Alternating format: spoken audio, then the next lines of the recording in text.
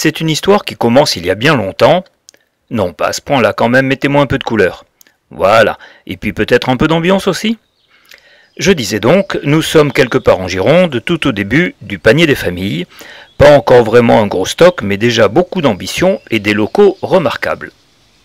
Deux remises, deux granges. C'est à l'origine une grange pour bêtes et puis ensuite une extension. C'est là où nous avons commencé les premiers colis il y a maintenant plus de 2 ans et demi. C'était le lendemain de Pâques avec Jean-François Carrière. Un projet qui mûrissait depuis 1 an. Un vieux 806 qui servait de véhicule, des tonnes d'énergie pour des centimètres d'efficacité. Et chaque fois dire ça ira mieux demain. On trouva donc un nom à cette petite entreprise, mais il fallait aussi un symbole. Voyons. Non, ça c'est déjà pris. Ça aussi. Ça, n'en parlons pas. Non, trop bruyant. Trop froid. Finalement, la légende raconte qu'à ce moment-là, sur une radio restée allumée dans un coin,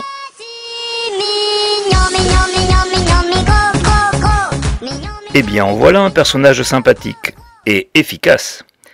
La preuve, c'est que quelque temps plus tard, le panier des familles apporte à ses clients une sélection des meilleurs produits du commerce bordelais, le marché des Capucins.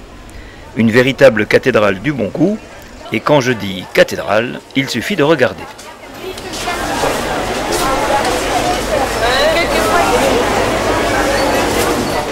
C'est dans le cœur historique du ventre de Bordeaux que le panier des familles fait son marché tous les matins, une occasion unique de rencontres toujours sympathiques. Légumes, viande, volailles ou pâtes fraîches, nous vous présentons quelques-uns de nos partenaires quotidiens et on commence par une dame qui ne manque pas de grains à moudre. Je m'appelle Anne-Marie, j'ai le stand Le Comptoir Bio. Je fais café, thé, épices. Café, thé, épices, pâtisserie et apéro gourmand. Alors j'ai Inde, Chine, Japon, en thé vert, thé noir, thé blanc, thé aromatisé, thé nature. J'en ai à peu près en moyenne entre 38 et 40 différents sur le stand. Voilà. Toutes d'origine contrôlée avec un double contrôle, un au départ et un à l'arrivée. Parce qu'ici on est en bio, je rappelle c'est important. Peu de quantité pour avoir une rotation importante, pour que ça soit toujours frais pour les clients. Les épices, tout ce qui peut être produit en France est acheté en France. Après il y a des épices qui ne peuvent pas être produites en France, donc ça vient d'Inde, d'Afrique, voilà, en fonction du pays d'origine. Mais on travaille que sur des origines. Ça se voit beaucoup sur le café. Je travaille avec un torréfacteur qui lui est à Pessac, c'est une scope. Et on est en bio et en frais et le café il est moulu en fonction de la machine du client. Changement d'ambiance avec l'une des spécialistes du produit nourri au bon grain. Conséquence, comme vous l'avez vu, elle est toujours en forme. Alors bonjour, je m'appelle Anne-Marie, je fais partie de l'équipe Badets. Nous sommes volaillers au marché des Capucins et je sers tous les jours le panier des familles en produits frais que nous préparons, voilà, sur notre stand. Tout ce qui est poulet vient de Bazas et c'est ramassé dans les Landes. Tout ce qui est dinde et canard, ça vient de Vendée. Alors pour les fêtes, oui, bien sûr, on fait tout ce qui vient de la Bresse, poulet de Bresse, chapon de Bresse, poularde de Bresse.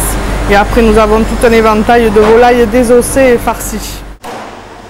Adjugé vendu, mais si nous allions faire un petit tour dans le sud, voir ce que nous propose la belle Audrey.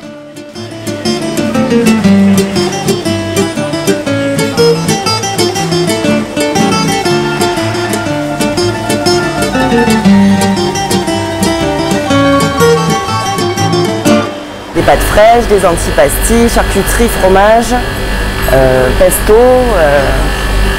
graissin, huile d'olive, vinaigre, tout produit typique italien. Alors les raviolis, c'est des légumes à l'intérieur, légumes ricotta souvent.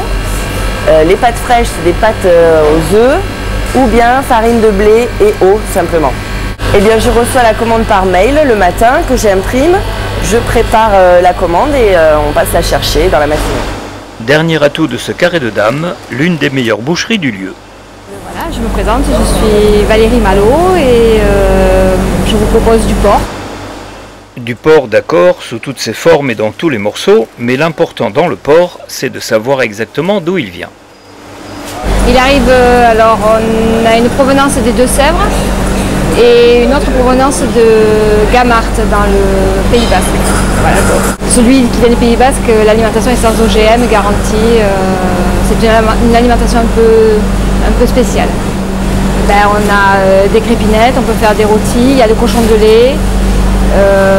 Ce qui marche bien aussi, c'est les jambons crus, frais. Bien, et avec le panier des familles, ça se passe comment? Ah, il passe commande par téléphone et nous on prépare ça pour 9 h à peu près. Voilà, il vient récupérer la marchandise et que lui livre après dans la journée. En voilà un qui ne vous racontera pas de salade et on ne peut pas dire qu'il n'a pas un radis. Il officie tous les jours avec énergie, alors logique, il a la patate. Alors oui, je m'appelle Monsieur Daniel, je suis maraîcher, on est maraîcher de père en fils d'ailleurs. Je travaille sur les capus depuis plus de 30 ans puisque j'ai pris la succession de mes parents. Voilà, et on vend nos propres produits, des produits saisonniers bien sûr. Des produits qui viennent de Saint-Loubès, rive droite. Voilà, on est producteur là-bas depuis X années, quoi. Alors je travaille depuis peu avec eux, mais bon, apparemment ils sont sérieux, ils aiment avoir du bon produit, du produit frais, donc bon, ça convient bien. Et puis, pour le moment, je suis content, pourvu que ça dure. Bien sûr que cela va durer, mais il n'y a pas que le marché des Capucins. Une prochaine fois, nous vous parlerons de Francis Deschamps, le gentilhomme du faux filet. Pour le moment, direction Libourne, pour rencontrer Pierre Rollet-Gérard. Sous le marché couvert, cet orfèvre fromager est intarissable sur la variété de ses produits. L'homme est donc très sollicité, mais il a bien voulu nous en dire 3 mots. Alors je dis des fromages fermiers au lait cru et bon. Vous avez de la chance, ça fait 12 mots d'un coup. Et ça Les marche? Français consomment 45 kg de fromage par an, si je dis pas de bêtises, en moyenne, donc c'est tout le monde qui mange du fromage. On fait pas mal de fromages fermiers, donc on essaie de faire travailler tout ce qui est un peu les producteurs locaux. Donc on a des fabrications qui sont un peu à Créon, à 15 km d'ici. Après on travaille avec un petit producteur aussi qui est à Marmande, à Cocumont exactement. Donc on essaie de faire travailler un peu les producteurs locaux. On travaille beaucoup avec les fermiers au lait cru, donc 98% à peu près de la gamme est au lait cru. On a des fromages de toutes variétés, donc à France. Du brie et du comté. Du brie du comté du Pyrénées, mais ça c'est ce qu'on vend le plus, bien sûr. On est sur le Roquefort, on est sur des grosses appellations. Après encore une fois, hein, on vend un produit, on va pas vous vendre un prix. Ça va être facile de trouver moins cher, mais plus difficile de trouver meilleur.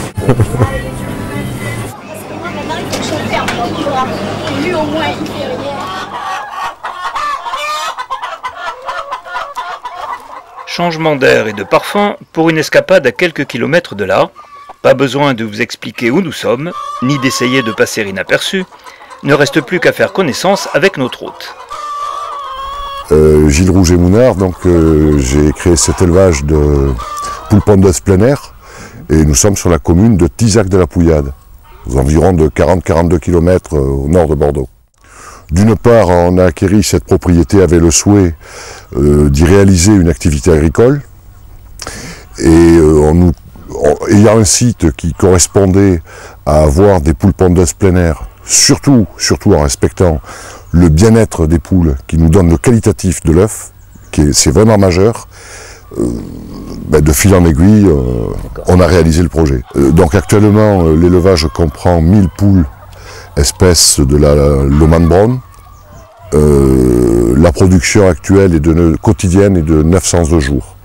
Alors, très important, de par la proximité, donc entre autres de villes comme Libourne, Saint-Henri-Cubzac et Bordeaux, puisque maximum 42 km, ça nous permet de livrer, entre autres, le panier des familles exclusivement, je dis bien exclusivement, en œufs extra frais. C'est-à-dire que le mardi, il a la ponte du lundi. On va donc laisser ces demoiselles au travail, direction les confins nord de la Gironde, et si vous voyez un champ, un tracteur et une moissonneuse-batteuse, c'est que nous sommes forcément chez un boulanger. Oui, mais attention, pas n'importe quel boulanger.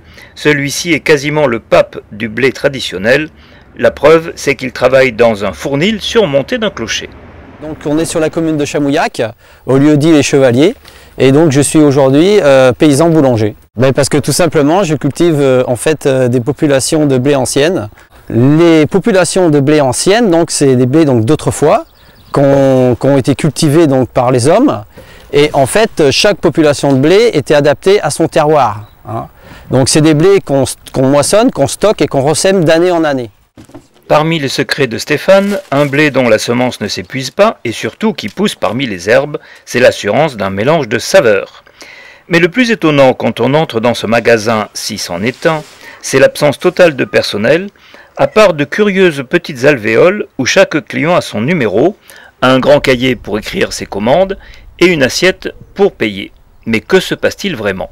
Donc là en fait le pain est fabriqué tous les jours, est mis de côté, et commandé donc, puisque je fabrique uniquement sur commande. Et les gens viennent récupérer leur pain dans la journée, quand ils veulent.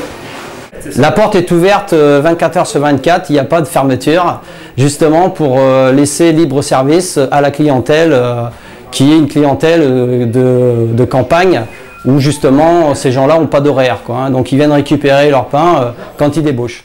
Oui, vous avez bien entendu, un vrai libre service. Alors finalement, c'est quoi cette histoire de cloche? En fait, la cloche, c'est plus un symbole. C'est parce qu'autrefois, les boulangers avaient un clocher et ils sonnaient la cloche quand la fournée était cuite, tout simplement. Puisque la cloche, avant tout, c'est un moyen pour prévenir. Hein, et donc, j'ai voulu un petit peu, quelque part, redonner un peu cette image du boulanger et donner un petit peu vie aussi au village. Donc, quand les villageois entendent ma cloche sonner, c'est que le pain est cuit. Forcément, avec tant de fournisseurs extraordinaires, le panier des familles s'est rapidement développé. Notre ami la taupe a dû prendre une retraite bien méritée, et pendant l'été 2012, de jeunes descendants se présentèrent, ce qui permit de retenir, progressivement, celui que vous connaissez aujourd'hui, son arrivée s'accompagnant également d'une nouvelle signature. Mais au fait, que sont devenus nos deux pionniers dans leur remise? C'est devenu cette petite entreprise qui a quand même fait un petit frère sur Toulouse et un petit frère sur Nantes. Si on devait juger cette entreprise aujourd'hui, cette petite entreprise, on mettrait bonne volonté 100%, efficacité 80%, qualité du produit 90%, bonne humeur 100%.